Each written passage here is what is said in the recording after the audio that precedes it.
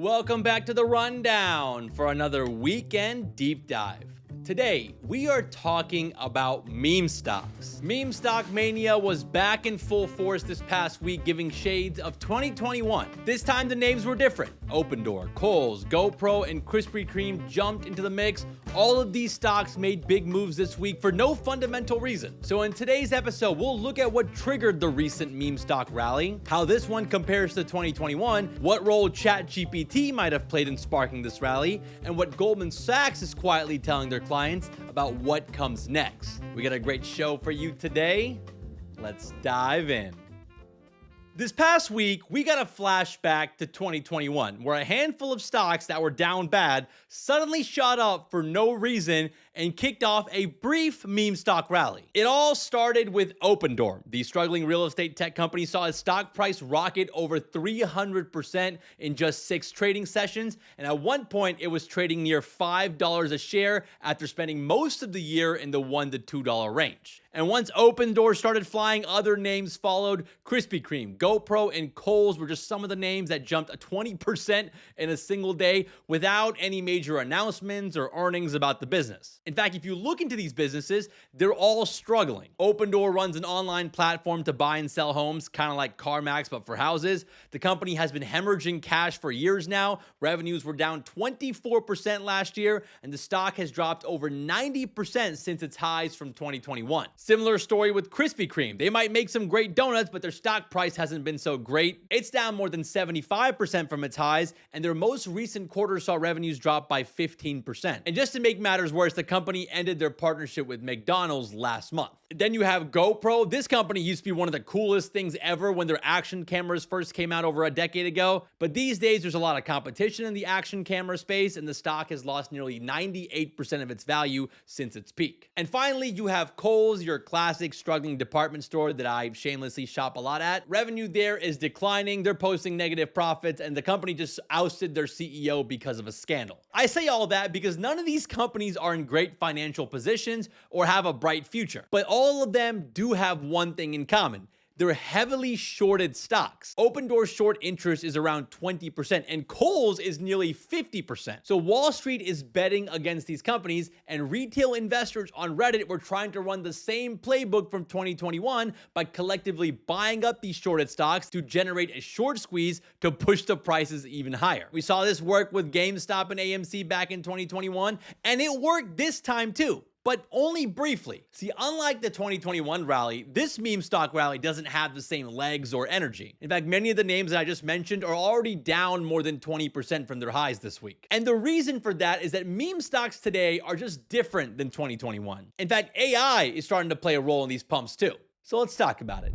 It feels like every time meme stocks pop up, everyone is quick to compare it to 2021. But I'll be honest with you guys, I don't think that anything will ever be like 2021. Because you have to remember, back in 2021, it was more than just a short squeeze of GameStop and AMC. The whole thing felt like a movement. It was retail investors sticking it to Wall Street and hedge funds. On top of that, you had a charismatic leader in Roaring Kitty. And plus, everyone was kind of bored from the pandemic and flush with cash from the stimulus checks. This time, meme stocks have no leaders, there's no mission, there's no diamond hand solidarity. It's just traders trying to catch a quick pump. And now there's a totally new wrinkle, which is that AI might have played a role in pumping these meme stocks. Let's go back to OpenDoor. This stock got on everyone's radar after a hedge fund manager, Eric Jackson, tweeted about the company back on July 14th, saying that his firm had taken a position in OpenDoor because of the firm's AI model recommending it to him. That story got picked up on Wall Street Bets, and the stock notched 6 consecutive sessions of double-digit percentage gains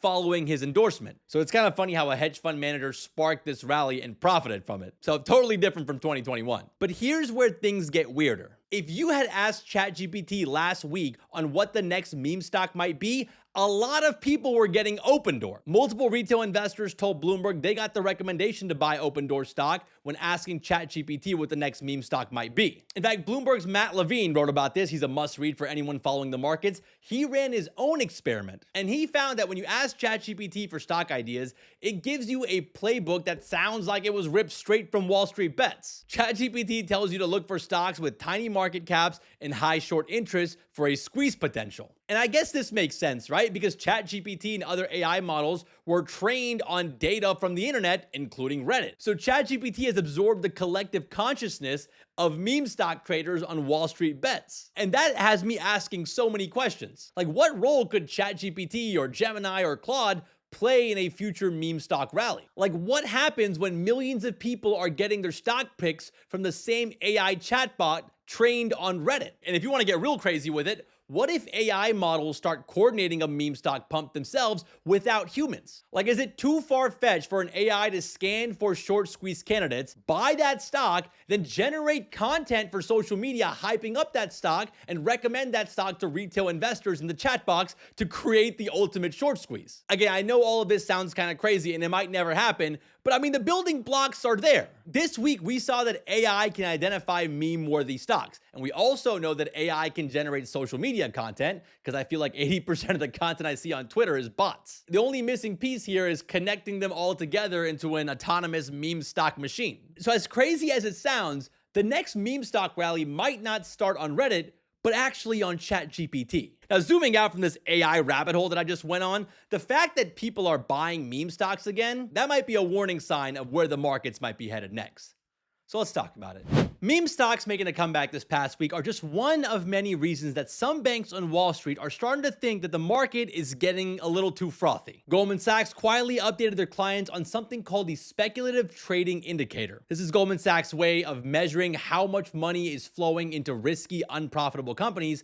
And right now, that just hit levels not seen since the dot-com bubble and the 2021 pandemic frenzy. Goldman Sachs points to several warning signs, like call options now making up 61% of all options trading. That's the highest since 2021, and a sign that people are very bullish right now. On top of that, you have IPOs that are popping on the first day of trading, and SPAC issuance hit $9 billion last quarter, which is the most since the first quarter of 2022. So those are all signs pointing to a frothy market, and Goldman Sachs is not the only one flashing warning signs. JP Morgan is also saying the same thing. According to their research, investors are jumping into high volatile stocks like Palantir at the highest level on record, going all the way back to the early 90s. That's the kind of behavior you see from investors when people stop caring about boring stuff like profit margins and just start chasing vibes. And historically, when markets reward pure risk-taking over rational thinking, it usually doesn't end well. Remember, the 2021 meme frenzy was followed by a brutal sell-off in 2022. And the dot-com boom was followed by a pretty horrific crash as well. So the fact that meme stocks are becoming popular again could be a canary in the coal mine, signaling that investor sentiment might be reaching extreme levels. Now, that doesn't mean that good times will end anytime soon. In fact, according to Goldman's research, when speculative trading spikes like this, the market typically continues higher for 3 to 12 months. But then it does crash at some point, and returns over the next 2 years are consistently below average. So the markets might keep partying for a while, but according to Goldman Sachs and JP Morgan, the signs of a potential hangover are popping up. So what's the takeaway here? Well, meme stocks are back, but the vibe is different. The rally this time is less sticky and fast moving, but the bigger story here is the return of wild speculation and the role of AI in the markets. We may have just witnessed the first AI-coordinated market event, and it happened completely by accident. But it might happen again, because millions of people are now asking their AI chatbot for investment advice. So the old rule of just looking at fundamentals might not be enough anymore. Now you have to ask yourself the question, what if ChatGPT tells millions of people to buy a certain stock tomorrow? And what if AI models start coordinating these pump and dumps on their own? So this all could mean that the markets are about to get a whole lot weirder. Well, all right, guys, that's it for today's weekend deep dive. Hope you guys enjoyed today's episode. If you did, and you have like 8 extra seconds, consider giving us a 5-star rating on Apple, Spotify, or wherever you listen to your podcasts. And if you are listening and watching on Spotify or YouTube, let us know in the comments on what you thought about this one, what you think the impacts of AI will be on the markets, and tell us what topics you want us to cover in future deep dive episodes. Thank you guys so much for listening and watching. Shout out to Mike and Connor for all the work behind the scenes, and we'll see you guys back here on Monday.